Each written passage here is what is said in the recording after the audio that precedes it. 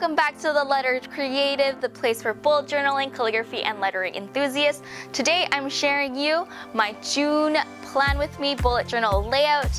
I debated on what to call this theme because it's a little bit more, I guess, like a little less obvious than some of my other themes, but I ended up with thinking it as summer quotes typography theme. Shout out to Aura Arts because similar to my June layout, that's kind of where my mind kind of went to. She is a huge inspiration for the layouts for this month, so make sure to definitely check her out. Another thing is that this video is going to be a little bit different from my other ones because the theme is a little bit more up in the air. I decided that I really wanted solid tips for you so that you can actually incorporate either your own theme like this or just any sort of quote-based, lettered, word-heavy layouts that you have. So there are 10 easy tips and tricks that you can use to create any of your other lettering. So without further ado, let's get to it. To start off my June cover page is the quote, "Make it a June you won't soon forget." I'm currently feeling a bit bored with how things are going, and I feel like I need to create more excitement in my life. So I decided to use this quote to echo my excitement for summer that I had as a child and use this as a focus for my actions this month. So before I start giving you the tips, I do want to give a brief disclaimer that I didn't go to school for typography or for design, so I don't know any of the technical terms, and these tips are just my opinions for creating interesting layouts, so definitely look up other people and books if you want more of a professional standpoint. So for my first tip is to use different sizing. The emphasis for this layout is obviously the word June, so not only is it the biggest word on the page, but it's also the boldest as well. This is a very simple way to create a quote layout, is to pick a focal word or words and make them the biggest on the page. As you can see, there is a hierarchy of size. The second largest word is forget, and it is most likely what you look at on the page as the second thing that you see. Contrast between your letters make a more interesting layout. While this theme is in black and white, it doesn't mean it has to be boring. So tip 2 is to play around with what is black and what is white. You usually get more interest and emphasis by alternating between the two. It doesn't just have to be the letters. Think of the colors of the shadows and the background as well. This can also be applied to colorful lettering. For some reason, the white pen that I usually use on black just wasn't being as bright as usual. I'm not sure if it's because it's getting old or I don't know, maybe I just wasn't happy with the look. So I tried not one, but 3 other mediums to create a bright enough white. And yes, one of them is a whiteout pen. I ended up using my modern calligraphy ink from Winsor and Newton with a super thin paintbrush to create the white on black look. We're powering through this. Tip number 3 is to add shadows. The word June not only has a thick black shadow in the background, but I also did a thin pointillism shadow on top of the white. It adds 2 layers of interest. I did a simple line shadow on the words "you won't soon" also. For my monthly layout, I did the quote, well, it's more of a pun, ready to seize the day. When I read this quote, I just felt like I needed to do this. It made me laugh way more than it should have.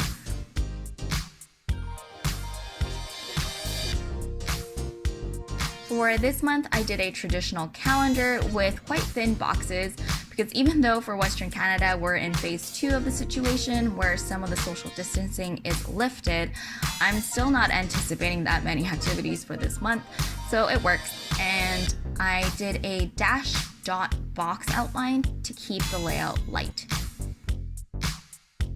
So the next tip is to play with the words in your quote. I already mentioned how fun I think this quote is, so to add another layer for the word "seas," I decided to put waves that cut through the word.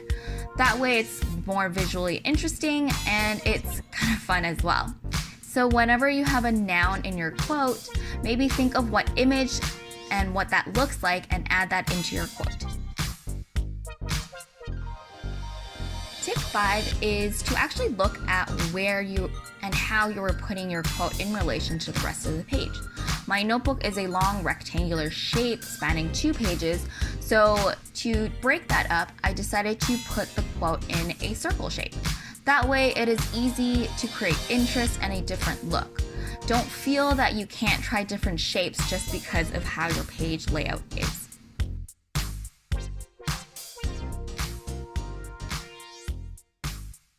I think if I were to create this layout again, I wouldn't make the clouds black. It just made the layout a bit too dark for my liking, and to try and fix this, I drew white clouds all around. Let me know if you think I fixed it or not. So for my third layout is my habit tracker. So there isn't really a quote for this page, but I purposely did that because I'm making all of the habits that I'm tracking to have its own font and style, and I just thought it would be too busy. So on the left page is where I put the title June habit tracker, and on the right is where I put all of my actual habits. Tip number 6 is to utilize banners. They are so helpful in creating something visually interesting. They help take up space, they split up words in long quotes, and they're a great way to link up a page that might feel disjointed at first. I use banners in 2 ways in this layout. I have it wrapped around the words June, as well as have it around my habits. By placing the banners between the letters June, it connects it as one word without taking focus away from the focal point. On the other page, I use banners as a way to connect all the boxes where I am tracking my habits.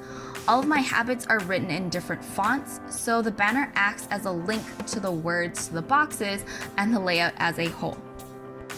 Tip number 7 is to use different fonts and combinations. When you have bold block letters, break it up with thin calligraphy. When you have sharp-edged letters, combine it with bubbly round letters. Play with capitalization and lowercase. If you feel stuck in finding different fonts, there are so many free font sites that I'll link in the description that you can sample the different types. Also, don't forget your own font, as in don't forget the way that you write.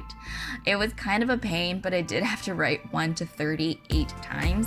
I thought about changing the style, but sometimes the way your normal writing is a font in itself, so I kept it with that, and it was much easier.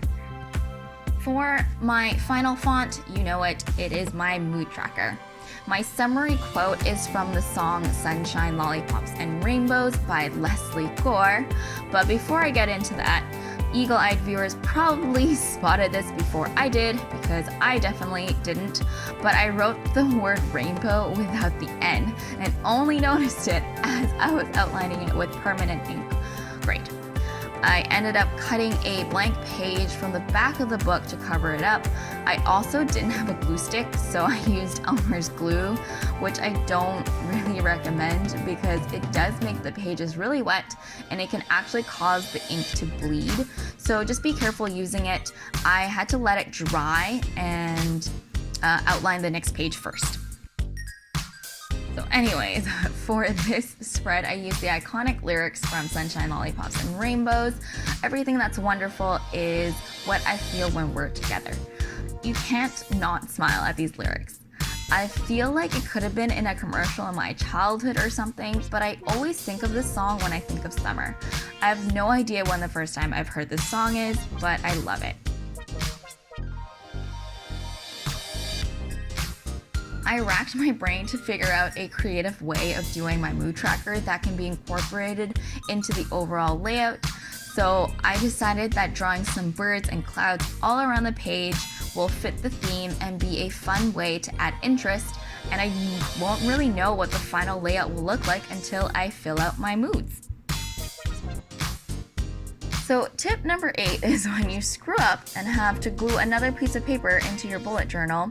While there are fun ways to use washi tape and other colored papers to fix it, but I didn't really want to bring attention to it, so the helpful tip is to blend in the old with the new. I made sure the edges of the cloud shape is on both the pieces of paper. I also colored in under the edge of the paper, so from different angles it is still completely black. The banner, the stick of the lollipop, and small clouds also overlap both the old page and the new page to help break that edge. Tip number 9 is when you know you're coloring something in with a dark color, it is always better to leave more white and things uncolored and then go in and fix it rather than reverse. So as I'm coloring in the clouds behind the word wonderful and the banner behind the words when, where, I try to be super careful with my black pen. I color in as much as I can, but I would still leave small spaces that I feel like I can't make a clean line. I go in with a thinner pen instead to finish it up. That way your uncolored areas are much crisper. And I just prefer this method because using a white pen is great, but it does look different overall. I put the little banner on the bottom of the page as my mood key. It's funny because they look like little faces, either with a cloud afro or a bird unibrow. Once you see it, you can't unsee it. So we're on to tip number 10. When you're doing a long quote that spans 2 pages, symmetry is your friend. For this layout, the page on the right mirrors and flips the layout on left. I put the black cloud blob on the top and bottom of the respective page. I have a banner in the middle of the pages, and I have the uncolored but bold font also on the top and bottom of their page. That way, even if the words are different, there is still a visual connection between the 2 pages. Also, there are clouds and birds around both pages that really help tie the quote in together as well. Alright, so that's it for my June Plan With Me, as well as 10 easy tips to incorporate in any quote or word heavy based layouts. A bonus tip for you is that you don't have to use any of the tips I mentioned. I know it may seem like a cop-out, but ultimately it's your layout. So do what you like and do what your heart desires. Alright, so that's it from me today. Thank you so much for watching. If you liked it, make sure to leave me a like. If you have any comments, suggestions, notes, make sure to leave me a comment. And if you want more content from me and videos like this, make sure to subscribe. I'm almost at 100 subscribers, which is super exciting. So yeah, thank you for everyone who has subscribed. If you haven't, make sure to at least think about it. Hit the button below. I'm on social media. Follow me on Instagram, Facebook, on Pinterest. I'll see you next time. Bye!